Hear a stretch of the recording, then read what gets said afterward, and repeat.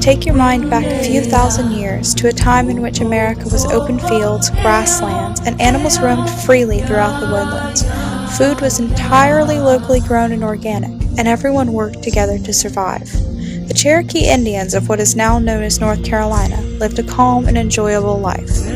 Huge sites like Poverty Point and Cahokia show us the evidence of structure within the ancient civilizations.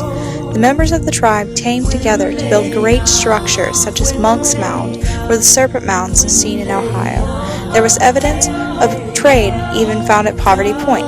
Here in Himalayas, there's evidence of trade, structure, and what most would call the beginnings of a modern civilization.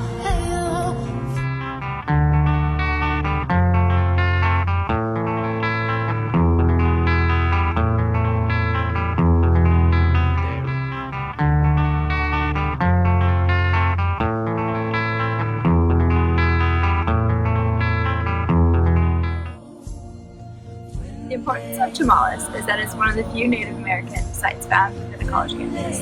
We decided to call it Chamales, or the Native American word for bluebird, because of its location. The University of North Carolina at Wilmington prides itself on its blue and white colors. Prior to the National Historic Preservation Act of 1966, buildings were not required to investigate the grounds they were built on. Built in 1947, UNCW simply picked a plot of land that they thought would make a great location for a college. However, in 2005, we now know that it is built directly on top of an ancient Native American site. The students never knew the history that they were walking on, and up until they stumbled upon a projectile point, it was simply used as a nature trail. Cherokee Indians are one of the largest Native American tribes in history. While they originated in the area of the Great Lakes, they eventually settled along the east coast.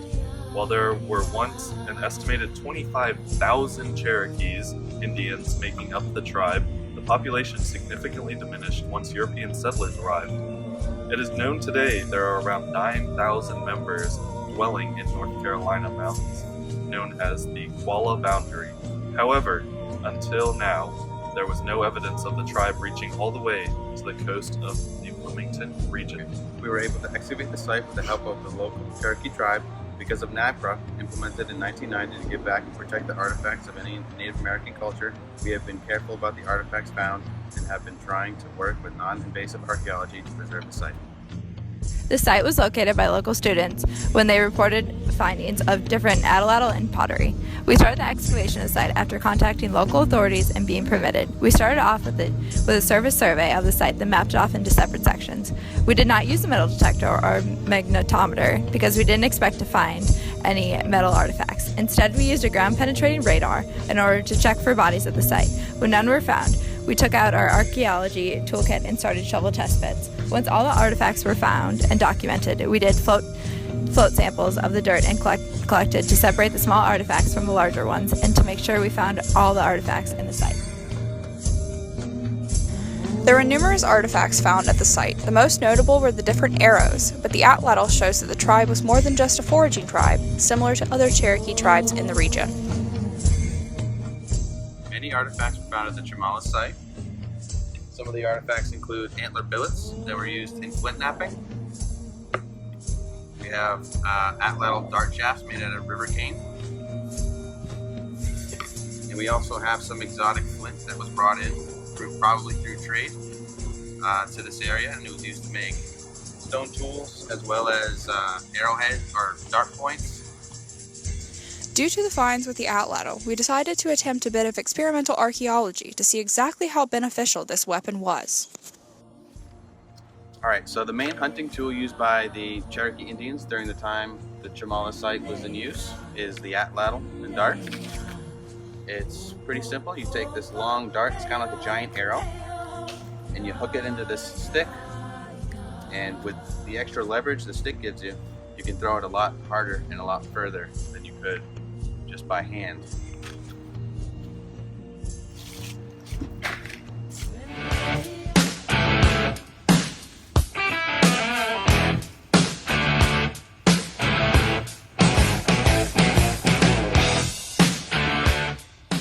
The social structure of the society does not show signs of significant stratification. There were different mounds found throughout the site, most likely for ceremonial purposes. However, Besides most likely having a chief and spiritual leaders, the civilization was not made up of significant classes. All the artifacts found were collected or made with the use of local materials.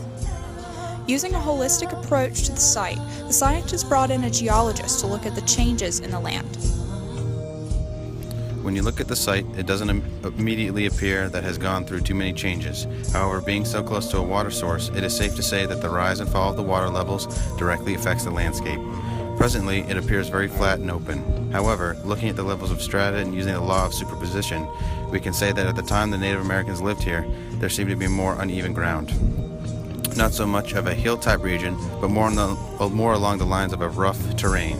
It is clear that the upper right quadrant of the site was quite elevated. Whether that is due to human interference or natural hills, we do not know. Now we know that it is flat, just like everything else. While the site has changed greatly in its geological record, we can still see the evidence of features throughout the site. In the upper right quadrant, where it's obviously elevated, we see evidence of ash pits, which bring us to assume that the elevated areas were used for ceremonial purposes. We also found post holes in quite a few. The evidence states that they may have an entire fence system in place for their protection. Post hole! Found a post hole, guys! It's a post hole! But what were they afraid of? Were the ancient woodlands filled with large animals that we have yet to find? Or were they in constant battles with other tribes? Were these the cause of their demise? Let's see what our archaeologists and scientists think about the demise of the Cherokee Indians. They ran out of resources. I don't know, move west? I don't know.